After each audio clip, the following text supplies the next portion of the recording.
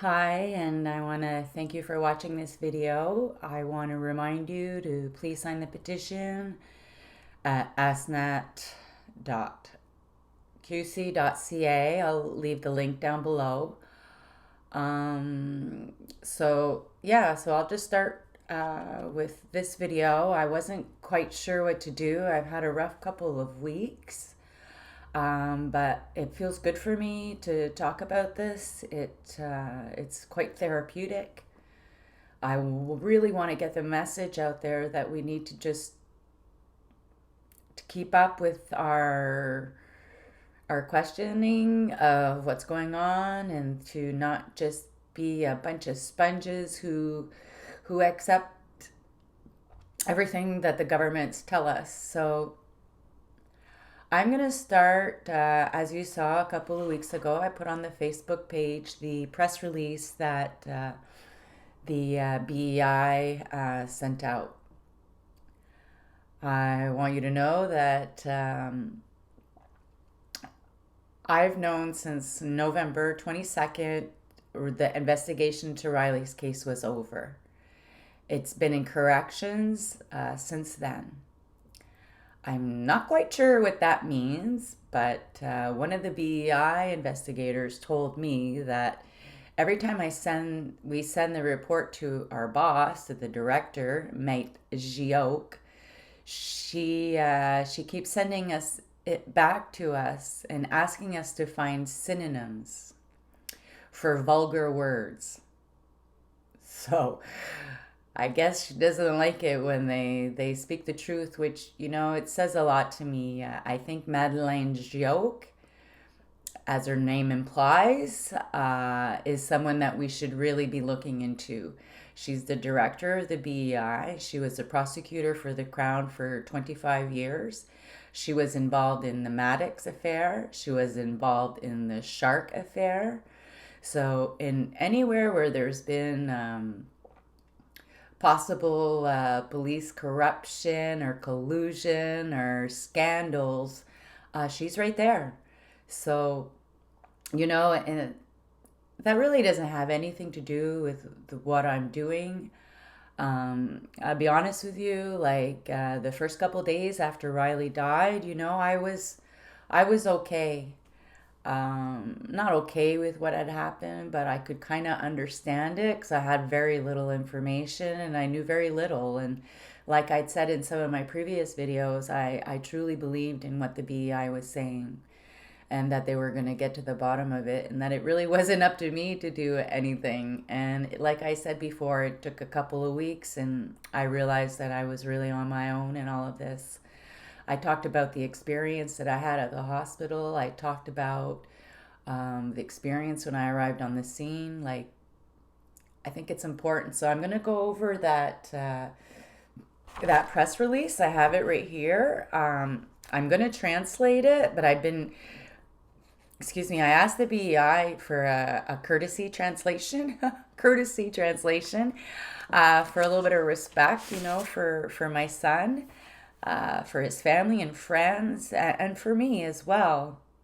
And it's been over a week and I haven't heard back because I don't want to. I don't really don't want to translate it and to screw up any words. So I'll give you a little brief of what it said. It said that the BEI completed its investigation of the event that happened, because that's what they always call it, eh? It's always an event. It's happened at Lac Brome the 25th of July, whereas a minor child was died, didn't say killed, died during a police intervention. But it does here say, which I find very interesting, that the investigation demonstrates the following facts. If you translate the word fait, that's exactly what it means, is facts. And it says, around 1:20 on the 25th of July, a call was lodged to 911 concerning an armed man who was screaming alone on Knowlton Road. 6 police officers and 3 vehicles arrived at the location and found the civilian that was in a parking lot of a restaurant that was closed. Closed, like, closed for business. It's been a while. And they realize that that he's holding a pistolet, which I guess is a pistol. A female police officer tries to negotiate to communicate with him through the loudspeaker that's attached to the police car. She asks him to let go of his arm, his weapon. Second police officer takes over and gives him the same message in English, and he tries to negotiate with him. They ask him again to release his weapon. The man doesn't obey. It's funny here they write and then over here they say he's a minor person. So just that language itself, I find suspect, but no, whatever. So it says that the man doesn't obey. He makes a move to. He starts to move around, showing his weapon, and it says notably in direction of the police officers, which at that time they take out their own. One of the police officers fires and hits the civilian. And here's another interesting thing. It says that reanimation efforts were immediately affected on him, or they immediately did CPR. And I'm telling you right now that never happened. I don't think that CPR would have saved Riley's life. However, CPR would have preserved his organs. Riley was an organ donor. And I was told by the doctor on staff at the hospital that his organs weren't viable. I know when the first responder arrived on scene, she was doing CPR because I could see her doing it. She also told the BEI that she couldn't believe with all of the police officers there that not one of them was doing CPR. So I have two witnesses and a doctor that says that CPR wasn't performed. And they have the nerve to write that here. So they talk about the CPR. He was immediately transported to the hospital where his death was confirmed. The expertise in ballistics demonstrate that the weapon that the civilian had was a CO2 weapon. So basically like an air pistol or air, it's like a BB gun. So that's it. So that's those are the facts that they write. So there's going to be a little bit more that they give us, but this is what they've given. So they've basically given their whole report to the DPCP, who is the prosecutor. And in this short paragraph, I see two lies, for real lies. Before I received this, they never confirmed to me how many police officers were on site, because that's what I'm gonna do next. I've always talked about having a lot of questions, and I basically had 41 questions when the event happened or after. So I'm going to read you the questions that I have, and I'm going to give you the answers that I received. So these are the questions that I sent to the BEI. I sent it to them the 29th of August. So I was really quick, I've been told in the past that I'm almost like a witch, in a good way. I'm a good witch, because I feel things. I have an amazing intuition. I'm a little bit of a witch, and I do feel that. So when I feel something's off, I just go and look for the answers. So question number 1, what was the cause of Riley's death? They still haven't told me. I know Riley died of a gunshot wound, but I don't know because my second question was where was he hit with the bullet. Third question was how many bullets. Fourth question, did Riley suffer?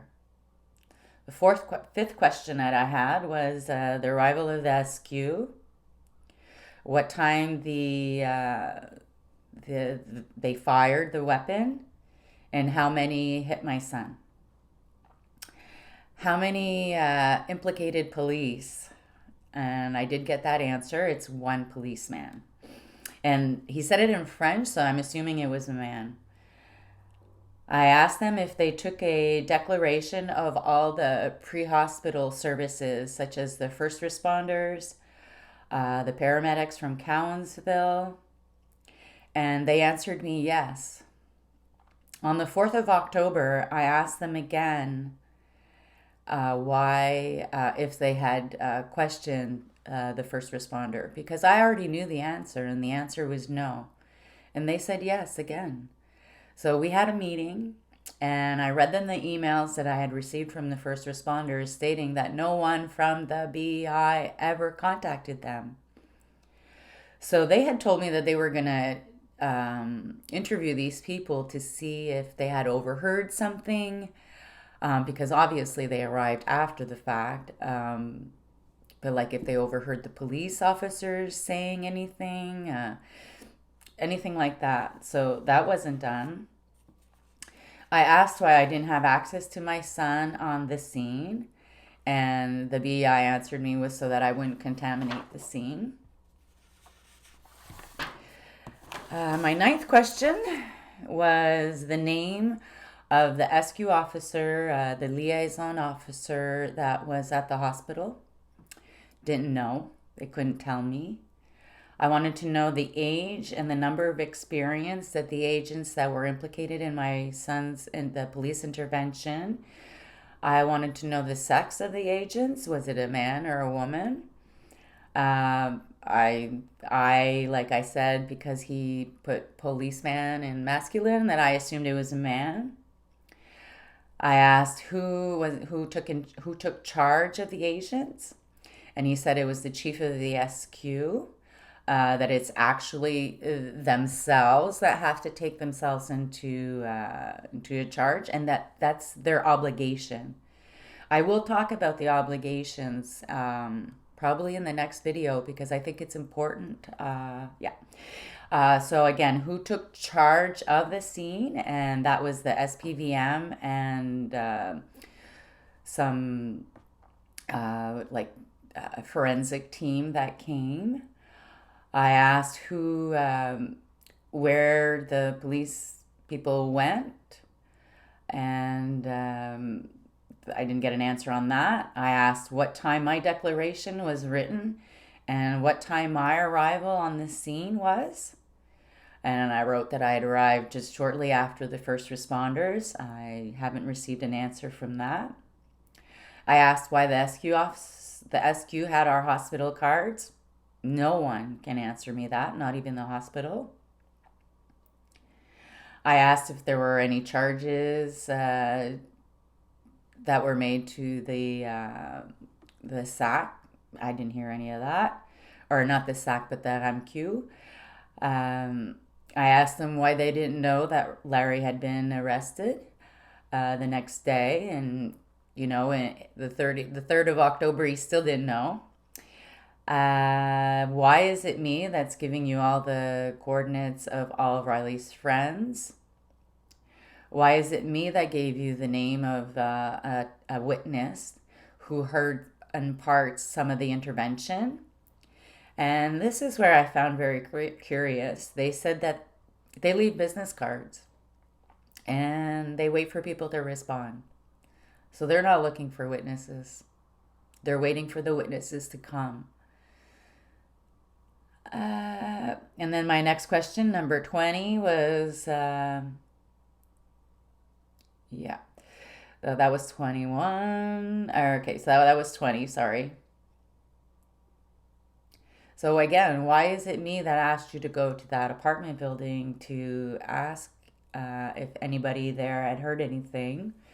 Why, during our only, at that time it was our one and only visit, did you never give me any information on EVAC or Quebec, which are organizations that help people who are acquainted with victims of crimes, tragic deaths, and things like that? Why, on the 6th of August, you didn't have any more information? Um, why that I had done a follow up with Mrs. Miranda on the 13th of August? How come I didn't have any question and answers from there? I asked where were Riley's personal effects. Well, on October 4th, they brought the bag, the phone, dark glasses. I don't know what else is in the bag. I believe it's his clothes. I haven't opened those bags because October 4th, the investigation wasn't done yet. And it's in my understanding that if the DPCP has any questions or wants to look at any of the uh, has any questions or wants to go a little bit further into the investigation, that they might not need to use to look at those pieces of evidence again, like especially his phone. So, I have those in a bag here. I'm going to, link a little video of them. And I have them in his room, and that's where they're going to stay. I haven't opened them. I don't want to break the chain of to preserve. I want to preserve the evidence. I think there might be some things on the phone. I think, I even think maybe they erased something. Like, I hate thinking that way, but I don't know at this point. So I'm still very confused about why those bags are here. So I asked, how do we know that his phone wasn't contaminated, how or compromised? How do they know that? They just know. Okay. And I asked if any of the SQ officers that were implicated were having any secondary effects from that intervention. He didn't ask me. I asked them if the SQ officers that were implicated in the intervention that killed my son, if they'd suffered any sanctions from their employers. I don't know. I also asked if the SQ agents that were implicated in the police intervention that killed my son were still on active duty. They don't know. It's we don't know. So any day that I could get pulled over by the police, it could be the man that killed my son. And hey, I'll never know. I'll never know unless there are accusations brought against that police officer, which at this point I don't believe that's going to happen. I'll never know. The other question that I had was, what are the protocols or the directives that the SQ has concerning an intervention like with my son? Can't tell me, don't know. If the agents that were implicated, the SQ officers that were implicated in an intervention, when was the last time that they had any type of training? I asked them what their statistics were with their firearms and if they had already killed someone. I didn't get an answer. I asked if they had followed any type of training in regards to that type of intervention. I asked where the proof of like let me see, où sont les preuves comme les So I asked like where the weapons were that the police officers had, and I didn't get an answer on that. I asked which police force were investigating the death of my son, and I have a few answers here. I have SPM and the SPVM, and then I crossed it off, but I think it was the SPVM. I asked them another question, and if they'd called the Eastern Township School Board, I wanted them to look at Riley's computer that he had at school. I thought maybe that maybe he'd written about this. Maybe there was something in his computer, but Eastern Township School Board said they couldn't find his computer, they couldn't track it, and they accepted that answer. So there you have it. There you have it. So those are my 37 questions, and then of course I always forget to add a few. So I added a few more, and I asked them if they'd questioned the SQ officers that were implicated in the intervention, and if their families had been interviewed concerning their previous couple of hours or 48 hours. You see, when I was being interviewed by the BEI, they were very concerned about Riley's prior 48 hours, how he was feeling, what he'd eaten for supper. That's what they wanted to talk to his friends about.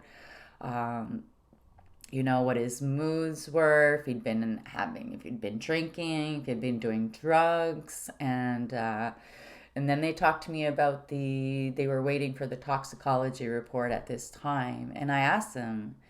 I said, well, what about the police officers? What about their toxicology report? And he said, oh, no, we don't do that because we presume that they're sober.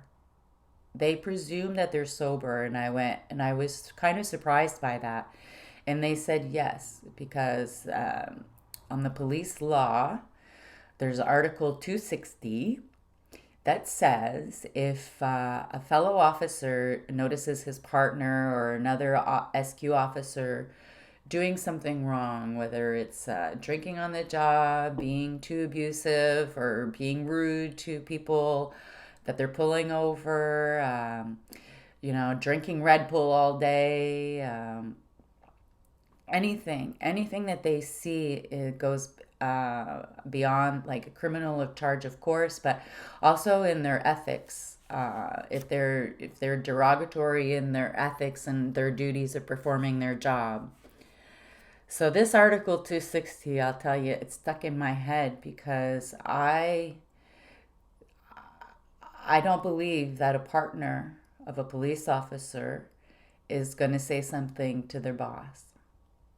What's going to happen to that police officer who tells on a colleague that they're not doing their job right? What's going to happen to that police officer? Is she going to have backup the next day, or he? When they need help, are there people going to come for them, or? So I think it's kind of a joke. My other question was that if there were any blood tests that were taken for toxicology for the police, and that's when they said no. We presume that they're sober. They don't talk to the family to see what his mood was, or the police officer's mood was. Like our outside lives affect our daily lives, our work jobs. I know mine does. I do health surveys. I wasn't able to do them until January. I ask people if they've ever contemplated suicide. I ask people if they have a desire to live. I ask people if they've been raped. I ask people some pretty serious questions. And I wasn't able to do that until January because I knew that what I had lived through would affect me. So for them to just assume that a police officer is going to say no, is going to call in sick because he had a fight with his wife and he's feeling angry. Come on, who are we kidding here? So my other question was, who transported the agents, the SQ agents, during the police intervention to the hospital, and who rode with them? And so I got the answer that I was an ambulance. And then I asked them again if the nurses, doctors who gave care to the SQ officers, if they had been interviewed or questioned. And I didn't get any of those. So those are my 41 questions, which I don't think any one of those questions, there might be a couple Actually, we'll say there's a couple that would interfere in the investigation. So there's a couple of questions there that, yeah, I can understand that they can't answer, but there's a lot of them there that they could. So in the meantime, I wasn't getting any answers from the BEI. I wasn't getting any answers from the hospital, so I decided to start writing some letters of access of information. And with these letters, I was able to get the information that the BEI wasn't called until after an hour of the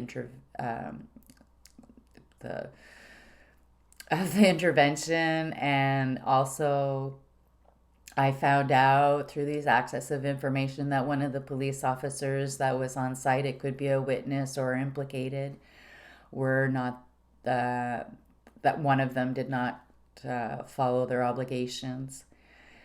So it was through the access of information, which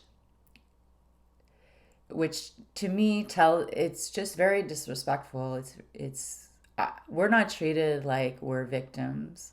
We're actually treated like criminals, and I would say sometimes by the French media as well. The English media not so bad, but the French media, especially TVA and Jean-François Desbiens, he interviewed me a couple times, and you can tell where their biases are. You know, they're always saying to me, and I've read this, and it's not true, that a police officer has a right to remain silent like anyone else. And I'm telling you today that that is not true. When they're implicated in a police intervention and the BEI gets involved, they are not put under arrest. They aren't, because when you arrest someone, that is when you have the right to remain silent. So they give them the status of police officer implicated. So that's why I talk a lot about it, implicated police officer. So in that way, if they don't charge him with anything, because there's really nothing to charge him with, you know, he's doing his job. Well, where was I going with that? Yeah. So they don't arrest the officer and they give him the status of implicated officer. And when they do that is so that he does have to talk. And there's obligations that they have to follow. The police aren't allowed to interview any witnesses. I was interviewed. They're not allowed to talk amongst themselves. I saw them talking amongst themselves. I was there. I don't know if it's true, so it's an allegation. I'm trying to find out the truth, but I'm expecting this to take a couple of years. So I wanted to know if the police officers rode together in the same ambulance because they're not supposed to. I was told that the police officer that was at the hospital was there to make sure that the police officers weren't being interviewed. Again, that wasn't true. That police officer, Geneviève Racine, I know her name now. I didn't get it from the BEI, but I was able to get it from all of these access of informations, all of these complaint letters that I've been writing. I feel like the biggest complainer on the planet, but it's actually the only way you can get answers. And if you're complaining about something and you don't want to write it in a letter and you don't want to do this, then you're not going to get anywhere. It's just quite sad. I'm very sad about, yeah, for sure, Riley's death, but also of how we're just swallowing whatever they're telling us and accepting it as truth. And police officer can't come on your property. It's private property. Police officer has to be polite to you. If you want to speak English to the police officer, they have to speak English to you. They try to get away with not doing that stuff because we live in Quebec and it's a French province. But the police, yes, their employer is the government of Quebec. But the civil code and the criminal code that they're protecting is federal. So yeah, like, anyways, they should have at least a little bit of basics. So I know a lot of those obligations weren't followed that night. So I had to make a big police ethics complaint, which I did. I think I'm going to end here, though. Yeah, I'm going to end it right here with my questions. And please, if anybody ever has questions for me, and you want to know something, or you have interest in something that I might do, just, let me know. All right, thanks for watching. Please sign my petition. I know it's hard to do. They've made it so complicated. It pisses me off. I'm just pissed off about a lot of things. But I love you, Riley. I'll never stop speaking for you, ever, ever. And I think the BEI knows that. I think they're deliberate in some of the things that they do. Just basically, like that press release. I have an agent that I hang out with, not hang out with, but that we talked with each other a lot. I'm not afraid to call him and ask him questions. So he was off the last 2 weeks because his father passed and he was on bereavement leave. And I think that's when they decided to put that press release out when he wasn't there. I believe that. Like I haven't talked to him. He hasn't called me. I do expect him to call me on Monday or Tuesday. I'm assuming he'll be back from his leave. And because he's been quite transparent with me, he's been pretty honest with me, I believe, I hope. He hears my concerns and he's giving me enough, he stopped telling me this spiel of this is how it works and this is just how it works and why are you asking me questions? It's crazy that you're asking questions. So he has enough respect for me to stop doing that because I said, I do know how it works and I just don't agree. And it's okay to not agree. It, it truly is. So I want to thank you for watching. Pass, share this video, ask me questions, sign the petition. Let's be better.